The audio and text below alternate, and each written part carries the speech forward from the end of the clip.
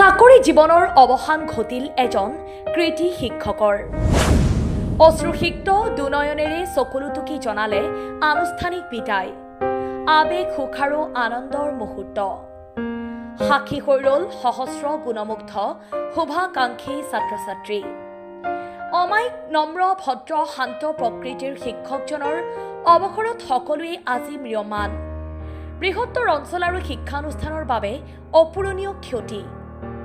দৰং জিলাৰ দলগাঁও শিক্ষাখণ্ডৰ অন্তৰ্গত বেছিমাৰী এম স্কুলৰ প্ৰধান শিক্ষক আব্দুল হাছিন ছাৰৰ সুদীৰ্ঘ ৩৮ বছৰজোৰা শিক্ষকতা জীৱনৰ অন্ত পৰে ৩১ মাৰ্চ ২০২৫ তাৰিখে।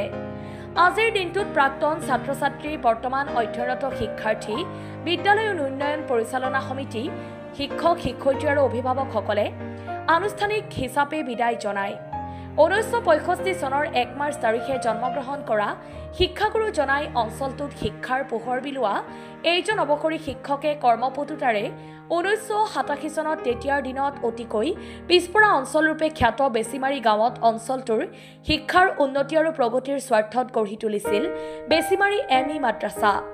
ক্ৰমান্বয়ে এখন বিদ্যালয় পিছলৈ বেছিমাৰী এম ই স্কুল নামেৰে নামাকৰণ কৰা হয়। সৌভাগ্য ২০১৩ চনত বিদ্যালয়খন চৰকাৰী স্বীকৃতিপ্ৰাপ্ত হয়। প্ৰায় ২৭ বছৰ বিনা বেতনে শিক্ষকতা কৰি ২০১৩ চনৰ পৰা ২০২৫ চনৰ ৩১ মাৰ্চলৈ প্ৰায় ১২ বছৰ চৰকাৰী দৰমহা ভোগ কৰিবলৈ সক্ষম হয়। অৰ্থাৎ ৩১ মাৰ্চ হৈছে তেওঁৰ চাকৰি জীৱনৰ অন্তিমটো দিন।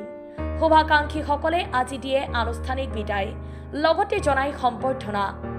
আজিৰ এই আনুষ্ঠানিক বিদায় সভাত আব্দুল হাছিন ছাৰক অত্যন্ত আৱেগিক হোৱা দেখা গ'ল। তেখেতৰ ভাষণত এইখন বিদ্যালয়ৰ লগতে ছাত্ৰ ছাত্ৰীৰ সৰ্বাংগীন উন্নতিৰ দৃশ্য প্ৰস্ফুটিত হৈছে। সভাত উপস্থিত থকা সকলোৱে চকুলুটুকি অৱসৰী শিক্ষকজনক বিদায় সম্ভাষণ জনায়। প্ৰাক্তন ছাত্ৰ ছাত্ৰী পৰিচালনা সমিতি, শিক্ষক শিক্ষয়িত্ৰীসকলে জাপি, গামোচা, টুপি, শৰাই, গ্ৰন্থ, ছাতি আদিৰে সম্বৰ্ধনা জনায়।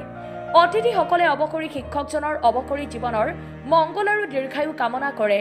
সাক্ষী হৈ ৰল উপস্থিত ৰাইজ, ছাত্ৰ ছাত্ৰী, শিক্ষক শিক্ষয়িত্ৰী, আমি আৰু আপুনি। নিউজ ডেস্ক ৰিপৰ্ট, পি সংবাদ। সকলে সমবেতভাৱে যি সন্মান মোক যাচিছে, তাৰ কাৰণে যেন মই মোৰ এই জীৱনৰ গোটেই অক্লান্ত পৰিশ্ৰম যেন আজি মোৰ সাৰ্থক বুলি মই ভাবিছোঁ। হয়, এই বিদ্যালয়খনত আপুনি কৰ্মজীৱন পাৰ কৰি কেনেকৈ অনুভৱ হৈছে আপোনাৰ? আজি মোৰ বহুত ভাল লাগিছে। মই যিখিনি কৰিছিলোঁ সেইটো যে আজি ৰাইজে যেন অনুভৱ কৰিছে যে এই অঞ্চলত এটা এম ই স্কুল হোৱাৰ কাৰণে ৰাইজৰ কিমান ভাল হৈছে। বহু ল'ৰা ছোৱালী যিবিলাকে ৰাতিপুৱা চাহ জলপান খাই বিদ্যালয়ত আহিব পাৰিছে, সেই হিচাপে বহু ল'ৰা ছোৱালী যে শিক্ষিত হৈছে, তাৰ কাৰণে এই অঞ্চল শিক্ষিত হ'ল। সেইকাৰণে মই বেছি গৰ্বিত। কেতিয়াৰ পৰা আপুনি চাকৰি জীৱনৰ পাতনি মেলিছিলে এইখন বিদ্যালয়ত? মই এইখন বিদ্যালয়ত ১৯৯৯ চনৰ পৰাই মই কৰ্ম আৰম্ভ কৰিছোঁ।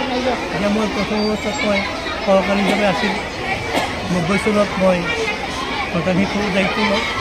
তেতিয়াৰ পৰাই যেন বিদ্যালয়ৰ গোটেইখিনি কাম আৰম্ভ। কেতিয়াৰ পৰা চৰকাৰী বেতন ভোগ কৰিছে? ২০১৩ চনৰ পৰা ২০১৩ চনৰ পৰা চৰকাৰী কৰিছিল আৰু তেতিয়াৰ পৰাই চৰকাৰী প্ৰভাৱ কৰিছে। এই বিদায়ী বেলাত আপুনি প্ৰাক্তন ছাত্ৰ আৰু সমাজক কি ক'ব? এই বিদায়ী বেলাত মই প্ৰাক্তন ছাত্ৰ ছাত্ৰী, শিক্ষক শিক্ষয়িত্ৰী আৰু উচ্চ যিবিলাক যুৱক যুৱতী, তেওঁলোকক এই কথাই ক'ম যে যিকোনো অনুষ্ঠান এখন কৰিবলৈ হ'লে ত্যাগ স্বীকাৰ কৰিব লাগে। সকলোৱে যদি এনেকৈ নিস্বাৰ্থভাৱে ত্যাগ স্বীকাৰ কৰি যদি আগুৱাই আহে, তেতিয়াহ'লে যিকোনো অসম্ভৱ সম্ভৱ আৰু এই সমাজ, দেশ, জাতি আগুৱাই লৈ যোৱাটো সম্ভৱ হয়। অৱসৰী জীৱন কেনেকৈ কটাব বুলি সংকল্প কৰিছে? যিটো মই এটা ৰুটিনত চলিছিলোঁ আগতে 10টাৰ পৰা 3টালৈকে, এতিয়াতো সেইটো নাই। গতিকে এতিয়া মোৰ সেই মৃত্যুখন গণাকৈ যেন হেৰি হ'ব, তাৰ মাজতে যদি মই সামাজিক কিবা কাম কাজ সেইখিনিত লাগি থাকিম বুলি ভাবিছোঁ। আৰু মই এইখন বিদ্যালয় মোৰ প্ৰতিষ্ঠিত বিদ্যালয়, এই বিদ্যালয়খনলৈ মোৰ বহুত মৰম আৰু মাজে সময়ে মই এই বিদ্যালয়খনলৈ আহিম। বিদ্যালয়খন যাতে ধ্বংস নহয়, বিদ্যালয়খন আৰু আগুৱাই যায়, মই যিখিনি কৰিব পৰা নাছিলোঁ সেইখিনি যাতে আমাৰ এই বৰ্তমান যিসকল আমাৰ ষ্টাফ আছে তেওঁলোকৰ জৰিয়তে কৰা হয় সেইখিনি মই কামনা কৰিম আৰু মোৰ যি ক্ষুদ্ৰ জ্ঞান সেইখিনিৰ যদি মই আৰু তেওঁলোকক দিহা পৰামৰ্শ দিম। চাকৰি জীৱনৰ সবাতোকৈ স্মৰণীয় মুহূৰ্ত বা দিন কি বা ঘটনা কিবা আছে নেকি? আছে মোৰ চাকৰি জীৱনৰ মানে মোৰ ভেঞ্চাৰ জীৱনৰ যিটো মুহূৰ্ত এতিয়া আমি বিভিন্ন ধৰণৰ আন্দোলন কৰিছিলোঁ স্কুল বিদ্যালয় নহয় তেতিয়া আমি ঈদৰ দিনাখন এদিনাখন আমি হেৰি কৰি দিছোঁ এতিয়া আমাৰ সেই ঈদৰ দিনাখন আমাৰ লগত বহুখিনি সতীৰ্থক আমাৰ অসম পুলিচে অসম চৰকাৰে ধৰি ধৰি কুকুৰ মেকুৰীৰ নিচিনা মাজে মাজে মাৰধৰ কৰিছিল জেইলত পেলাই চুচুৰাই লৈ গৈছিল এইটো মৰ্মান্তিক দিন আছিল যিটো সেই ঈদৰ দিনাখন যিটো আমাৰ ঈদ বোলা যিটো আনন্দ ফূৰ্তি সেইটো নাছিল আৰু সেই দিনটো যেন এটা স্মৰণীয় দিন। এইবেলাত আজি যিটো এটা গাম্ভীৰ্যপূৰ্ণ অনুষ্ঠান হৈ গ'ল এই অনুষ্ঠানত যিটো নেকি উদ্দেশ্য লৈ আমি এই অনুষ্ঠানটো আয়োজন কৰিছিলোঁ সেই হিচাপে ক'বলৈ গ'লে সাৰ্থকে হৈছোঁ ছাকচেছ হৈছোঁ আৰু যিজন ব্যক্তিক আমি আজি বিদায় দিছোঁ তেওঁ এজন অসাধাৰণ অনেক গুণৰ অনেক প্ৰতিভাৰ গৰাকী আছিল। তেওঁ ছাত্ৰসকলৰ লগত যেনেকৈ এটা মৰম দয়া ভাৱ আছিল পঢ়োৱাৰ যিটো এটা কৌশল আছিল সকলোৰে লগত যেনেকৈ মিলিব পাৰিছিল ঠিক তেনেকৈ ষ্টাফ বা SMC বা আমাৰ এই ওচৰে পাজৰে যিবিলাক মানুহ আছে সকলোৰ লগত এটা সৎ ভাৱ ৰাখি এটা দীঘলীয়া পৰিক্ৰমাৰ মাজেৰে আজি তেওঁক আমি আনুষ্ঠানিক হিচাপে বিদায় দিছোঁ। কিন্তু তেওঁ যিহেতু 31 মাৰ্চ 2025 তাৰিখে চৰকাৰী নিয়ম অনুযায়ী তেওঁ অৱসৰ লৈছিল কিন্তু বহুত অসুবিধাৰ কাৰণে আমি হয়তো একদিনমান পলম হ'ল ইলেকশ্যনো আছিল তেওঁৰো মানে অফিচিয়েলি চাৰ্জ এইবিলাক বুজাই দিতে অলপ দেৰি হৈছিল।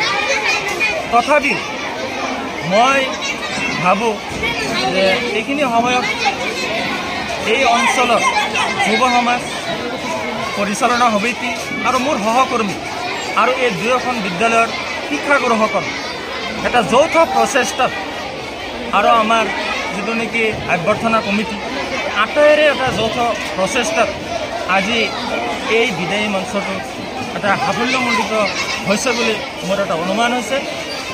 গতিকে মই আশা কৰোঁ আপোনালোকৰ জৰিয়তে যে এই শিক্ষকজন যদিও ৰিটায়াৰ হৈছে শাৰীৰিকভাৱে সম্পূৰ্ণ সুস্থ তেওঁক আল্লাই সুস্থ ৰাখক তেওঁৰ দীৰ্ঘায়ু কামনা কৰিছোঁ। মোৰ যিটো আশা আছিল যে আমাৰ যিজন শিক্ষক ইয়াতে কৰ্ম কৰি তেওঁ অৱসৰ গ্ৰহণ কৰিছে আমি যাতে তেওঁক ৰিটায়াৰ হৈছে 31 জানুৱাৰী 31 মাৰ্চত কিন্তু ইলেকশ্যনৰ কাৰণে হেৰিৰ কাৰণে আমাৰ ষ্টাফে কৰিব পৰা নাই এতিয়া 24 তাৰিখে তেওঁলোকে আয়োজন কৰিছে আৰু মোকো আনি এই অভ্যৰ্থনা সমিতিত সভাপতি দিছে। আমাৰ আশা আছিল যে এই অনুষ্ঠানটো আমি মানে গাম্ভীৰ্যপূৰ্ণ সুন্দৰ হিচাপে পৰিচালনা কৰিব পাৰোঁ। আশা কৰিছোঁ আপোনালোকে হয়তো জানে দেখা পাইছে অনুষ্ঠানটো গৈছে খুব মানে গাম্ভীৰ্যপূৰ্ণ অনুষ্ঠান। অভিভাৱক ছাত্ৰ ছাত্ৰী ষ্টাফ আৰু ছাত্ৰ ছাত্ৰীৰ লগতে সহকৰ্মীসকলে কেনেকৈ সহযোগ পাইছে? সম্পূৰ্ণ সহযোগ পোৱাৰ কাৰণে আজি এই অনুষ্ঠানটো সুচাৰুৰূপে পালন হৈছে। অভিভাৱক ষ্টাফ প্ৰধান শিক্ষক বৰ্তমান কৰ্মৰত প্ৰধান শিক্ষক SMCৰ সভাপতি তেওঁলোকে পূৰ্ণ সহযোগ কৰিছে আৰু কামটো সুচাৰুৰূপে পালন। সভাত উপস্থিত থকাসকলক কিবা ক'ব নেকি? সভাত উপস্থিত থকা মানুহখিনিক মানে অভিভাৱিকা প্ৰাক্তন ছাত্ৰ ছাত্ৰীসকলক মই এইটোকে অনুৰোধ জনাম মানে শিক্ষা অনুষ্ঠানেই হ'ল সমাজৰ উন্নতিৰ এক মানে বাহন। গতিকে এই শিক্ষা অনুষ্ঠানত যিবিলাক অনুষ্ঠান পাতে মানে শিক্ষাগুৰুসকলে কিবা মিটিং পাতে তেওঁলোকে যাতে পূৰ্ণ সহযোগ কৰে। পূৰ্ণ সহযোগ কৰা সকলে মানে এটা কবিয়ে কৈছিল গানত কৈছিল পৰৰ কাৰণে কান্দিব জানিলে নিজৰ কান্দোনো সুখ পায়। অন্য সমাজৰ কাৰণে যদি তেওঁলোকে সহযোগ কৰে নিজৰ সন্তান সন্ততিৰো উন্নতি হ'ব। নিজৰ ভিতৰত জাগিত মোৰ ল'ৰা ছোৱালীকো আগুৱাই নিওঁ এই মই সমাজৰ ব্যক্তিসকলক প্ৰাক্তন ছাত্ৰ ছাত্ৰীসকলক এইটোৱে মই অনুৰোধ জনাইছোঁ।